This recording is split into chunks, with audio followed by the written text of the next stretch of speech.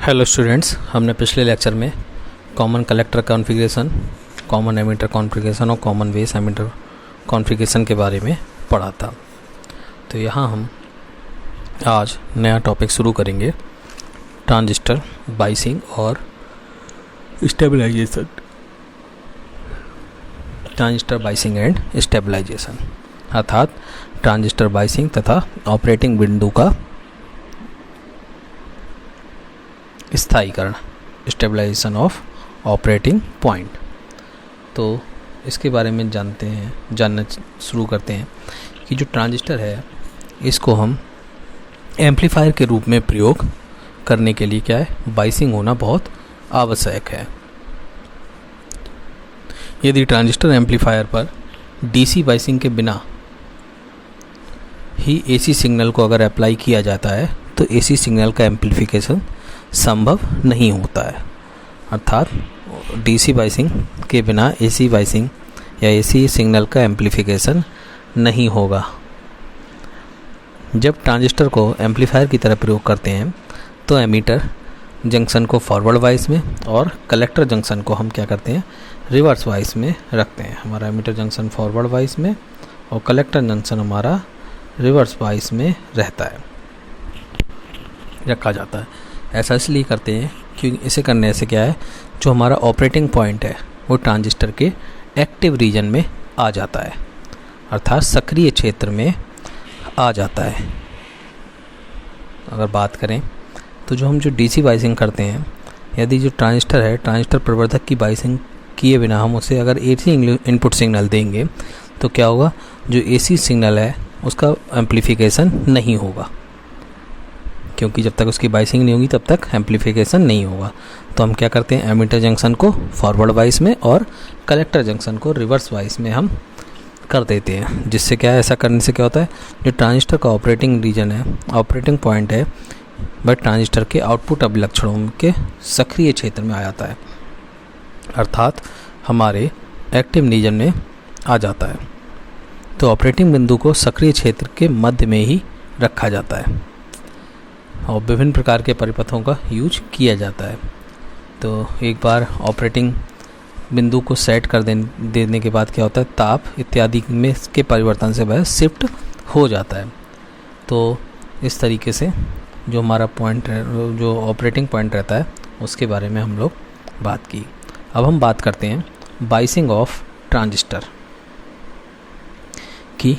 Transistor की biasing कैसे की जाती है। तो ट्रांजिस्टर को प्रवर्धक के रूप में प्रयोग करते समय उस पर एसी इनपुट आरोपित करने से क्या होता है, पूर्व जो एसी इनपुट आरोपित करते हैं उससे पहले क्या, उसमें डीसी वोल्टेज इस प्रकार से संयोजित करते हैं जिससे कि जो ट्रांजिस्टर का डीसी ऑपरेटिंग क्यू पॉइंट है, तो ट्रांजिस्टर का जो डीसी ऑपरेटिंग क्यू पॉइंट रहता है वह ट्रांजिस्टर के आउटपुट अभिलक्षणों के सक्रिय क्षेत्र में अर्थात एक्टिव रीजन के मध्य में आ जाए।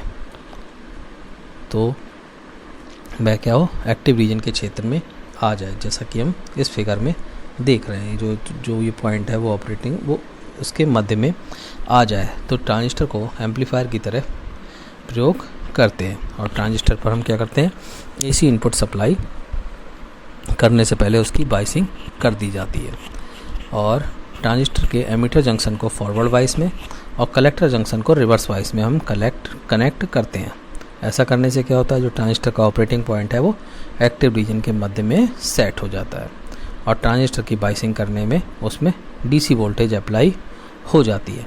तो इस तरीके से जो ट्रांजिस्टर रहता है, ट्रांजिस्टर में डीसी करंट फ्लो होने लगता है, जिसका मान ट्रांजिस्टर की आउटपुट कैरेक्टरिस्टिक्स पर डीसी लोड लाइन बनाकर ज्ञात किया जाता है। तो जो हमारी आउटपुट कैरेक्टरिस्टिक्स रहती है उसमें हम क्या करते हैं, डीसी लोड लाइन बनाते हैं, उसके आधार पर वो रहता है। जैसे ये हमारी क्या है, डीसी लोड लाइन है।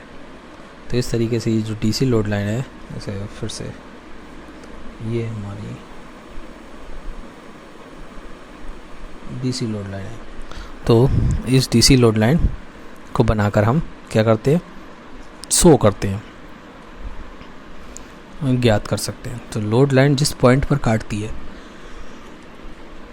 उस पॉइंट को हम ऑपरेटिंग पॉइंट क्यू कहते हैं। और ऑपरेटिंग पॉइंट की सही स्थिति यहाँ पर शो कर रहे हैं। कहाँ पर है हमारा ऑपरेटिंग पॉइंट, ये रहा, और ये हमारी क्या है, डीसी लोड लाइन है। इस डीसी लोड लाइन जहाँ पे काट रही है वो हमारा क्या कहला रहा है, ऑपरेटिंग पॉइंट कहला रहा है। तो इस तरीके से जो ट्रांजिस्टर की बाइसिंग इस प्रकार करते हैं कि जो ऑपरेटिंग बिंदु रहता है वो आउटपुट अभिलक्षणों के एक्टिव रीजन के बीच में आता है। तो जो ये हमारा क्या है, एक्टिव रीजन है, और ये हमारा क्या है, ऑपरेटिंग पॉइंट क्यू है। तो और ये हमारी डीसी लोड लाइन है। तो इस तरीके से ये हमें प्राप्त होती है।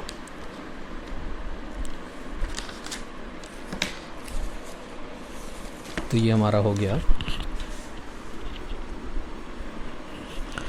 अब हम बात करते हैं ऑपरेटिंग बिंदु को शिफ्ट करने वाले कारक अर्थात फैक्टर्स विच अफेक्ट ऑपरेटिंग बिंदु या ऑपरेटिंग पॉइंट।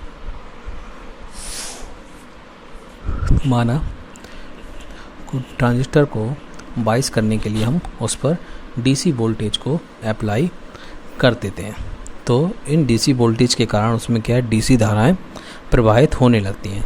तो इस प्रकार जो रहती है वो current IB, base current IC, collector current और वोल्टेज बीसी के डीसी मान निश्चित हो गए, और ऑपरेटिंग बिंदु जो रहता है वो आउटपुट अभिलक्षणों पर एक स्थान पर सेट कर दिया जाता है।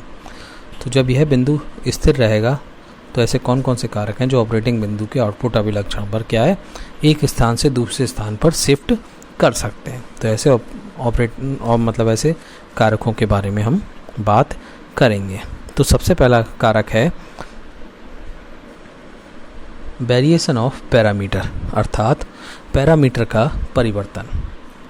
तो ट्रांजिस्टर के पैरामीटर अर्थात ट्रांजिस्टर के जो पैरामीटर रहते हैं क्या रहते हैं, अल्फ़ा और बीटा। तो ट्रांजिस्टर के पैरामीटर में परिवर्तन होने से क्या है, ऑपरेटिंग बिंदु की स्थिति भी क्या है, परिवर्तित हो जाती है। अर्थात ऑपरेटिंग बिंदु क्या है, एक स्थान से दूसरे स्थान पर शिफ्ट हो जाता है। किसी ट्रांजिस्टर का अल्फ़ा और बीटा किस तरीके से परिवर्तन होगा, तो इसके लिए क्या है, परिपथ में लगे ट्रांजिस्टर अगर दोषयुक्त हो जाता है तो क्या है, जब दोषयुक्त हो जाता है तो वह गलत रीडिंग देने लगेगा। तो इस समस्या का निदान करने के लिए उसी टाइप नंबर वाला दूसरा ट्रांजिस्टर लगा दिया जाता है। हालांकि दोनों ट्रांजिस्टरों का टाइप नंबर क्या होगा, एक ही होगा।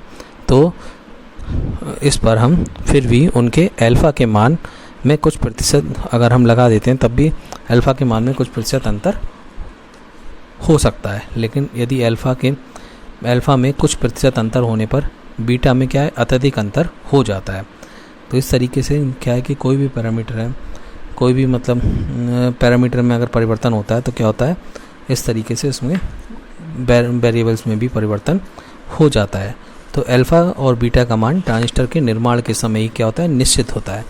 लेकिन यदि किसी कारण से सर्किट में प्रयुक्त ट्रांजिस्टर के फॉल्ट हो जाता है अर्थात ट्रांजिस्टर में दोष आ जाता है, तो इस स्थिति में हमें क्या है, ट्रांजिस्टर को बदलना होता है। हम सर्किट में प्रयुक्त ट्रांजिस्टर के समान टाइप का दूसरा ट्रांजिस्टर क्या करते हैं, उसकी जगह पर प्रयोग करते हैं। तो इससे क्या होता है कि अल्फ़ा के मान में थोड़ा सा अंतर हो जाता है, क्योंकि जो ऐसा तो ज़रूरी नहीं है कि दोनों ट्रांजिस्टर के में अल्फ़ा का मान बिल्कुल सेम ही हो, थोड़ा बहुत अंतर हो जाता है।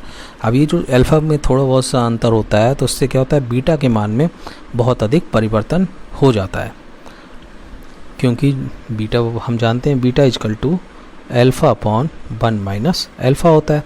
यदि पहले से प्रयुक्त ट्रांजिस्टर में अल्फ़ा का मान अगर 0.8 दिया हुआ है, पहले से प्रयुक्त कोई ट्रांजिस्टर है जिसमें अल्फ़ा का मान 0.98 है, तो बीटा क्या हो जाएगा, beta equal to 0.98 upon 1 minus 0.98। तो इसे सॉल्व करेंगे तो क्या आएगा, 49। अब जो हमने उसकी जगह रिप्लेस किया है ट्रांजिस्टर, उसमें यदि अल्फ़ा का मान हमारे पास 0.96 है, पहले था 0.98 और अब है यदि 96, तो बीटा क्या हो जाएगा, beta equal to 0.96 upon 1 minus 0.96। इसे हम सॉल्व करेंगे तो क्या आएगा, 24। तो जो बीटा का मान था इसमें क्या बहुत ज़्यादा अंतर आ जा रहा है, जबकि जो हमारा अल्फ़ा का मान था वो सिर्फ 0.02 का अंतर के से बीटा के मान में बहुत ज़्यादा अंतर आ गया। कितना आ गया, ये आ गया 24 और पहले कितना था 49। तो ये जो अंतर आ रहा है क्या है, बहुत ज़्यादा है। तो यह मान क्या है, पहले से बहुत कम है। अर्थात जो बीटा के मान में परिवर्तन होने पर क्या है, कलेक्टर करंट IC के मान में भी क्या होता है, परिवर्तन होता है। क्योंकि जो IC इक्वल टू होता है, IC equal to beta IV होता है। और कलेक्टर करंट में परिवर्तन होने के कारण आउटपुट वोल्टेज में भी करंट परिवर्तन हो जाता है, जो क्या होती है हमारी BCE। और BCE क्या होती है हमारी, BCE होती है BCE equal to BCC minus ICRC। तो इस तरीके से जो हमारा IC और BCE में परिवर्तन होने के कारण क्या है, ऑपरेटिंग पॉइंट भी परिवर्तित हो जाता है। तो इस तरीके से हमने देखा कि जो हमारा ऑपरेटिंग पॉइंट है उसको प्रभावित करने वाले कारकों में जो पैरामीटर्स रहते हैं उनके परिवर्तन के कारण भी क्या है, अल्फ़ा और बीटा का मान में अंतर आता है। जैसा कि अगर हम देखना चाहें तो ये है, यहाँ क्या है, अल्फ़ा का मान दिया हुआ है 0.99 पे बीटा का मान आ रहा है 99, 0.98 पे मान आ रहा है 49 और 0.96 पे 9 आ रहा था 24। तो इस तरीके से जो अल्फ़ा का मान है वो 0.99 से 0.98 1% कम होने पर भी क्या है, बीटा का मान में लगभग 50% कम हो जाता है या लगभग आधा हो जाता है। तो बीटा के मान में परिवर्तन से कलेक्टर धारा IC और कलेक्टर एमीटर वोल्टेज BCE दोनों ही प्रभावित होती हैं। और लीकेज धारा ICVO और ICO और बेस एमीटर वोल्टेज BVE में भी परिवर्तन होता है। तो इस प्रकार परिपथ में यदि 2 से ट्रांजिस्टर बदलकर समान टाइप नंबर का ट्रांजिस्टर भी लगाया जाए तो भी क्या होता है, ऑपरेटिंग बिंदु में काफ़ी शिफ्टिंग हो सकती है।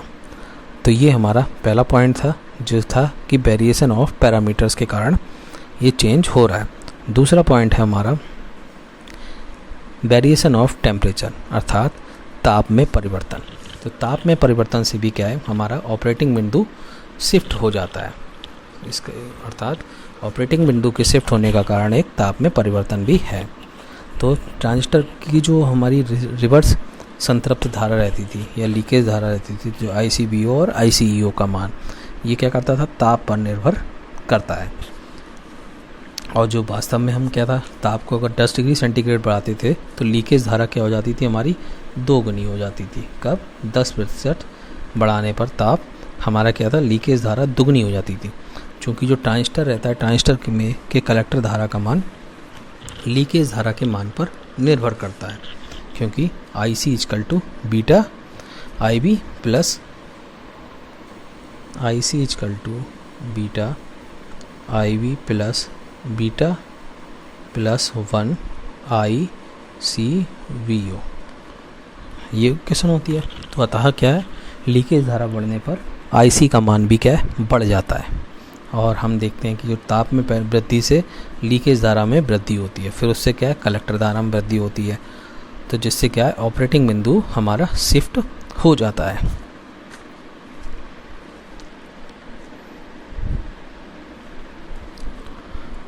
तो ताप बढ़ने पर कलेक्टर धारा में वृद्धि होती है, जिसके कारण क्या है, ऑपरेटिंग बिंदु हमारा संतृप्त क्षेत्र के निकट शिफ्ट हो जाता है। और ताप वृद्धि होने पर क्या है, एक अन्य प्रभाव भी होता है, जैसे क्या कहते हैं हम, थर्मल रन अवे। अर्थात ताप वृद्धि से हमारा एक और इफेक्ट पड़ता है, जिसे हम क्या कहते हैं, थर्मल रन अवे। जिससे भी क्या है, जो हमारा पॉइंट रहता है और Q पॉइंट रहता है, वो भी क्या होता है, शिफ्ट हो जाता है। तो ताप में वृद्धि होने से क्या है, ट्रांजिस्टर की लीकेज धारा में वृद्धि होती है और कलेक्टर धारा का मान क्या है, लीकेज धारा पर निर्भर करता है। तो इस तरीके से जो हमारा इक्वेशन होती है, IC equal to beta IB plus beta plus 1 into ICVO। तो ताप बढ़ने से कलेक्टर धारा बढ़ जाती है और कलेक्टर धारा बढ़ने से क्या है, कलेक्टर जंक्शन पर अधिक पावर लॉस होता है, जो क्या करता है, जंक्शन के ताप को और अधिक बढ़ा देता है। तो इस तरीके से ताप बढ़ने से लीकेज धारा क्या है, और अधिक बढ़ जाती है, जिससे कलेक्टर धारा भी और अधिक बढ़ जाती है। तो यह एक ऐसी क्रिया है जिसकी पुनरावृत्ति होती रहती है, यानी कलेक्टर धारा निरंतर बढ़ती जाती है और कलेक्टर धारा बढ़ने से इस कलेक्टर धारा बढ़ती रहती है। तो इस प्रक्रिया को हम क्या कहते हैं, थर्मल रन अवे कहते हैं।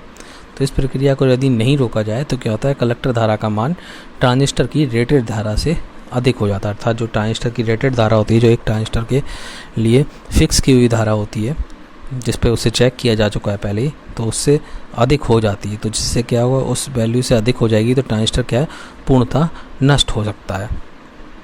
तो थर्मल रनअवे से बचने के लिए हमें क्या करना चाहिए, जब जंक्शन में पैदा हो रही ऊष्मा, जो जंक्शन में पैदा होती है ऊष्मा, उसको क्या आना चाहिए, ऊष्मा को तेज़ी से वातावरण में संचारित कर देना चाहिए। अर्थात जो ऊष्मा बन रही है उसको हमें हीट सिंक के द्वारा प्रयोग करके उस ऊष्मा को वातावरण में भेज देना चाहिए। जैसा कि हीट सिंक क्या होता है, हीट सिंक एक धातु की बनी प्लेट्स होती हैं जिनमें क्या है कि इस तरीके के ई टाइप की होती हैं, जिनमें उनसे ज़्यादा से ज़्यादा वातावरण के संपर्क में आती हैं। तो जब हम क्या करते हैं, इस थायरिस्टर से या मतलब ट्रांजिस्टर से हम इसको कनेक्ट करते हैं, तो कनेक्ट करने से क्या है कि उसकी हीट ट्रांसफ़र होके इस सिंक पे ट्रांसफ़र हो जाती है, और सिंक क्या करती है, उसकी एनर्जी को वातावरण में रिलीज करना शुरू कर देती है। तो वातावरण में रिलीज करना शुरू कर देती है, तो इससे क्या है कि जो उसकी ट्रांजिस्टर हीटअप हो रहा है वो हीटअप होना कम हो जाता है, और जो एनर्जी निकल रही है वो सिंक के ज़रिए वातावरण में जाती रहती है, जिससे क्या है हमारा ट्रांजिस्टर को मतलब नष्ट होने से हम बचा सकते हैं। अब बात करते हैं नीड ऑफ बाइस स्टेबलाइजेशन।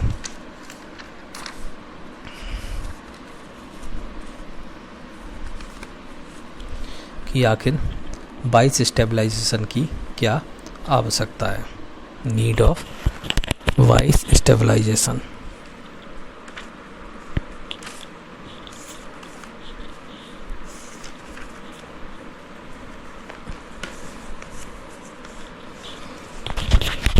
तो स्टेबलाइजेशन या स्थायीकरण,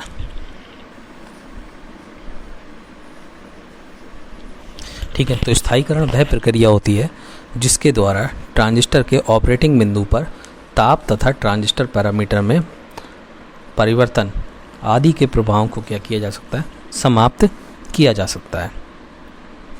अर्थात stabilisation is the process by which the effect of temperature and variation of transistor parameter have no impact on operating point. तो इस तरीके से जो हमारी ट्रांजिस्टर रहते हैं, इसके पैरामीटर में परिवर्तन या टेम्परेचर में परिवर्तन होने के कारण क्या होता है, हमारे ट्रांजिस्टर का क्यू पॉइंट अपने स्थान से शिफ्ट हो जाता है। तो क्यू पॉइंट का जो क्यू पॉइंट जो है उसके शिफ्ट होना उसे कट ऑफ रीजन या फिर सैचुरेशन रीजन के पास ले आता है, जबकि इससे पहले क्या होता है, वो हमारा एक्टिव रीजन में होता है। तो क्यू पॉइंट को ट्रांजिस्टर की आउटपुट कैरेक्टरिस्टिक के एक्टिव रीजन में के मध्य में सेट करने के साथ साथ यह भी ध्यान रखना होता है कि वह क्या है, किसी भी कारण से क्यू पॉइंट अपने उचित स्थान से शिफ्ट ना हो। अर्थात क्यू पॉइंट को सेट करने के बाद उसे स्टेबिलिटी प्रोवाइड कराई जाए, अर्थात वो वहीं पर रहे, जिससे वह क्या है, अपने स्थान से शिफ्ट ना हो सके, जिससे क्या है एम्पलीफायर का आउटपुट जो है वो डिस्टॉर्टेड ना हो। अर्थात जो हमारा क्यू पॉइंट है अगर ये शिफ्ट हो जाएगा तो हमारे एम्पलीफायर का आउटपुट है वो डिस्टॉर्टेड हो जाएगा, अर्थात वह शुद्ध नहीं होगा। अर्थात स्टेबलाइजेशन का वह प्रोसेस जिसके द्वारा ट्रांजिस्टर के ऑपरेटिंग पॉइंट पर ट्रांजिस्टर के पैरामीटर में परिवर्तन और ट्रांजिस्टर में परिवर्तन के और टेम्परेचर में परिवर्तन के प्रभाव को समाप्त किया जा सकता है। तो ट्रांजिस्टर के क्यू पॉइंट को एक्टिव रीजन के मध्य में स्थिर रखने के लिए हमें विभिन्न प्रकार के बाइस सर्किट डिजाइन किए जाते हैं।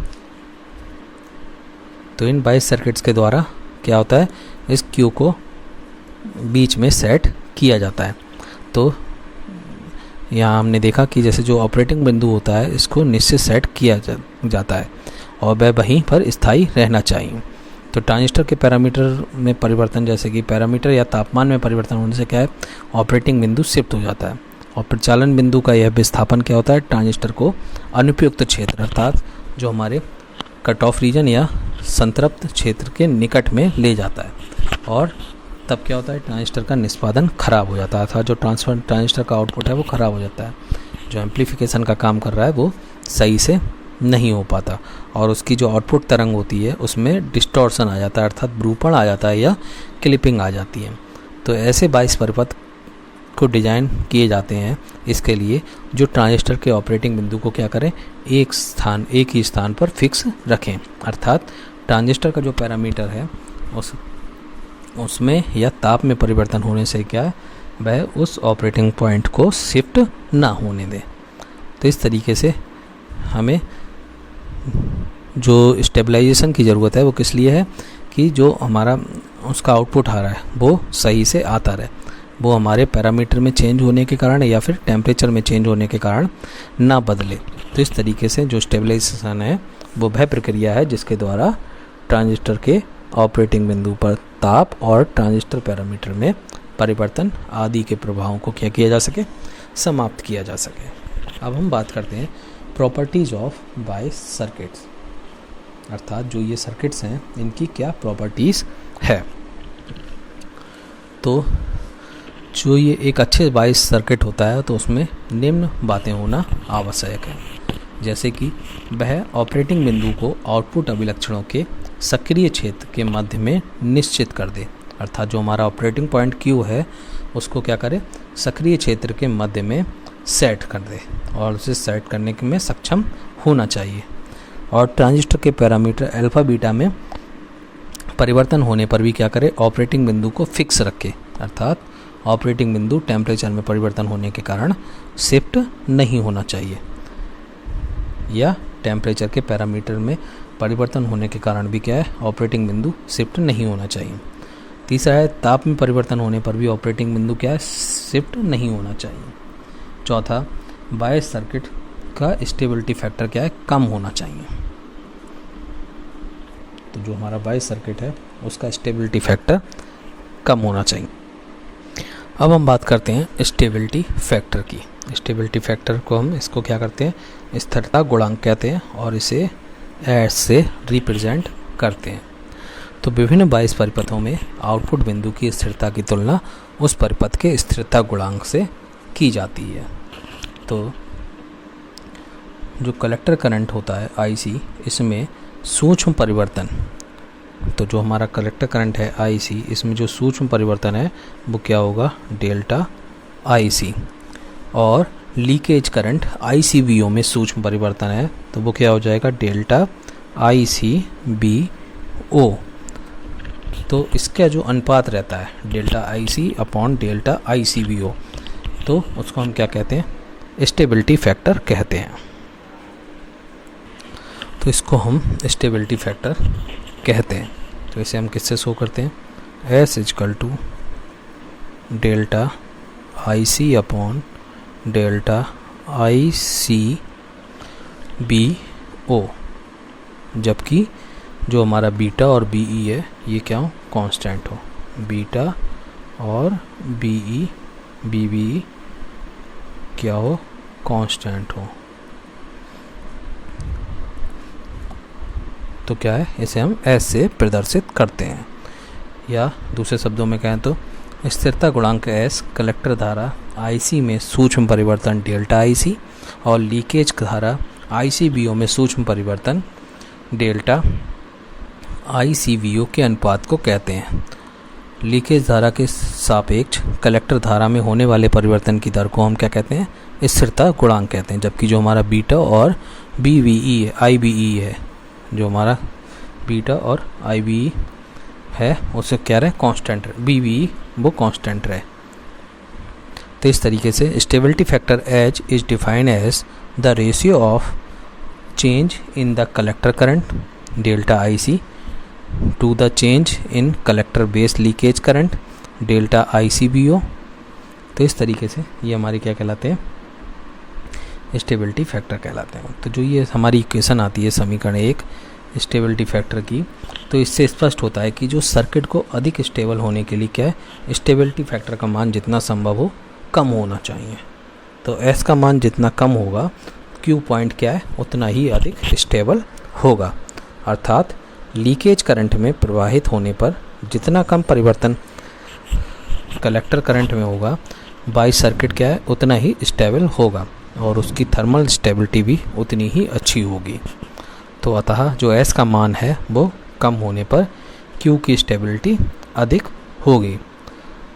तो इस तरीके से कुछ बातें जो ध्यान रखने लायक हैं, उनके अनुसार जो हमारा s का मान है वो कभी भी 1 से कम नहीं हो सकता। s is never equal to 1, अर्थात s का न्यूनतम मान 1 हो सकता है। और दूसरा, किसी बाइसिंग परिपथ में s का मान जितना कम होगा, लीकेज धारा में परिवर्तन होने पर जितना कम प्रभाव कलेक्टर धारा पर पड़ेगा तो उतना ही बेहतर वह बाइसिंग परिपथ होगा, अर्थात उतनी ही अधिक उसकी तापीय स्थिरता होगी। अर्थात ताप का प्रभाव क्या है, उतना ही कम ऑपरेटिंग बिंदु पर पड़ेगा। तो दूसरे शब्दों में s का मान कम होने पर ऑपरेटिंग बिंदु की स्थिरता क्या है, अधिक होगी। तो इस तरीके से जो स्टेबिलिटी फैक्टर है, इसके लिए अगर गणितीय व्यंजक की बात करें तो इसका गणितीय व्यंजक भी हम लोग देख सकते हैं। तो जो मैथमेटिकल एक्सप्रेशन है स्टेबिलिटी फैक्टर के लिए वो यहाँ पर शो कर रहा है। तो यहाँ पर स्टेबिलिटी फैक्टर के लिए गणितीय व्यंजक, तो कलेक्टर करंट जो होती है उसके लिए जो समीकरण होता है हमारा क्या होता है, IC equal to beta IB plus beta plus 1 ICBO। तो जो IC होती है हमारी कलेक्टर करंट होती है, IB हमारी बेस करंट होती है और ICBO हमारी रिवर्स सैचुरेशन करंट होती है। और जहाँ बीटा क्या है, हमारा कॉमन एमीटर करंट गेन है। तो इस तरीके से जो समीकरण 2 है इसका क्या करते हैं हम, IC के सापेक्ष डिफ्रेंशिएशन करते हैं। तो डिफ्रेंशिएशन करने पर क्या होता है, I equal to d/di beta IB plus d/dic 1 plus beta ICBO। माना जो बीटा है इसका मान कांस्टेंट है, तो I equal to beta DIB upon DIC plus beta plus 1 DICBO upon DIC। तो इस तरीके से समीकरण 1 से हमें पता है कि DIC upon DICBO equal to S, क्योंकि जो हमारी इक्वेशन थी वो S equal to delta IC upon delta ICBO थी। तो यहाँ हमने क्या किया, S की वैल्यू मतलब S की जगह DIC और DICBO इसकी जगह पे हमने क्या किया, S रख दिया। तो ये आ गया हमारा 1/S। तो I equal to beta DIB upon DIC plus beta plus 1 IS 1/S। S को इस तरह ले गए, यहाँ मल्टीप्लाई की, तो ये हमारी इक्वेशन मिली। अब हम आगे बात करते हैं। तो S minus S beta DIB upon DIC equal to beta plus 1। तो S इक्वल टू इतना बीटा प्लस 1। तो जो हमें इक्वेशन मिली वो क्या मिली, S इक्वल टू जो मैथमेटिकल एक्सप्रेशन मिला, S equal to beta plus 1 upon 1 minus beta DIB upon DIC। तो इस तरीके से जो समीकरण 3 है ये प्रत्येक बाइस सर्किट के लिए सामान्य समीकरण है, जो क्या है, प्रत्येक बाइस सर्किट के लिए मान है। तो इस तरीके से यहाँ हमें स्थिरता गुणांक स्टेबिलिटी फैक्टर के बारे में हम लोगों ने पढ़ा। अगले लेक्चर में हम लोग विभिन्न बाइसिंग सर्किट्स के बारे में पढ़ेंगे, डिफरेंट बाइसिंग सर्किट्स। तो ये डिफरेंट बाइसिंग सर्किट्स हमारे स्थिर बाइस परिपथ, कलेक्टर बेस बाइस परिपथ, एमीटर बाइस या सेल्फ बाइस परिपथ होंगे और विभव विभाजक परिपथ या पोटेंशियो डिवाइडर परिपथ होंगे। तो इस तरीके से हमने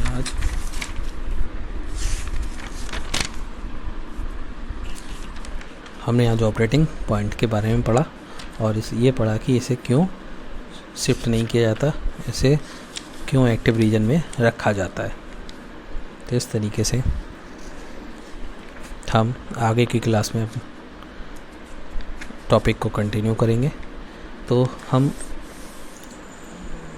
इसके बारे में कुछ ऑब्जेक्टिव क्वेश्चंस को डिस्कस कर लेते हैं, जिस तरीके के क्वेश्चंस पेपर में आने हैं। तो इन क्वेश्चंस में हमारा जो टॉपिक रहता है वो क्लियर हो जाए। तो ये क्वेश्चंस कुछ मल्टीपल क्वेश्चंस टाइप के रहेंगे या फिर ट्रू फॉल्स के रूप में रह सकते हैं या फिर ऑब्जेक्टिव क्वेश्चंस के रूप में रह सकते हैं। तो इस तरीके से जो हमारा बाइसिंग है इसके ऊपर क्वेश्चंस बन सकते हैं। तो यदि हम इसके क्वेश्चंस की बात करें तो इसके क्वेश्चंस में बन सकते हैं कि जैसे कि पहला क्वेश्चन बन सकता है, थर्मल रन अवे का कारण होता है। पहला, अधिक वोल्टेज, अधिक टेम्परेचर, अधिक डोपिंग या कोई नहीं। तो थर्मल रन अवे जो है इसका जो कारण रहता है वो क्या रहता है, अधिक टेम्परेचर। ठीक। दूसरा है, ट्रांजिस्टर बायसिंग कंडीशन को प्रदर्शित करता है। तो ट्रांजिस्टर बायसिंग कौन सी कंडीशन को प्रदर्शित करता है, एक तो एसी, दूसरी डीसी, तीसरा एसी व डीसी और डी है कोई नहीं। तो जो ये है ये डीसी बायसिंग डीसी कंडीशन को प्रदर्शित करता है। तीसरा क्वेश्चन है, यदि एम्पलीफायर में बायसिंग ना की जाए तो इसका क्या परिणाम होगा। तो पहला ऑप्शन है डिस्टॉर्टेड आउटपुट, दूसरा आईवी कम होगी, तीसरा कलेक्टर वाइज अधिक होगा, चौथा कोई नहीं। तो जो हमारा ये है इसका आउटपुट आंसर होगा डिस्टॉर्टेड आउटपुट हमें प्राप्त होगा। तो इसकी वजह से ये क्या है कि अगर हम एम्पलीफायर में बायसिंग ना करें तो इससे क्या होगा, हमें डिस्टॉर्टेड आउटपुट प्राप्त होगा। अगले क्वेश्चन